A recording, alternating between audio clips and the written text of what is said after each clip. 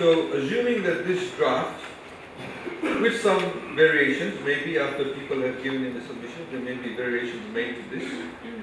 Once the Constitution comes into effect, at the moment the way it's drafted, that if you want to change any particular provision of the Constitution, 3/4 of the members of Parliament have to agree to it.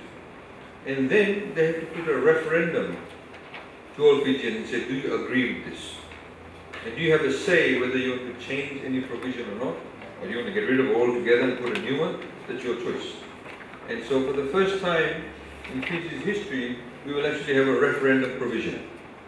As those of you may know, when we had the 1970 Constitution that was put in place, it was decided by a group of politicians who went to Marlborough House and came up with the 1970 Constitution.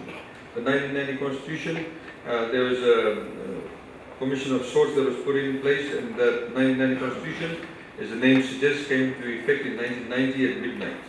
The 1997 Constitution was approved by the Joint Parliamentary Select Committee of Parliament.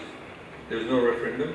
This one, if you have any amendments to it, you will have a referendum that we need to go through.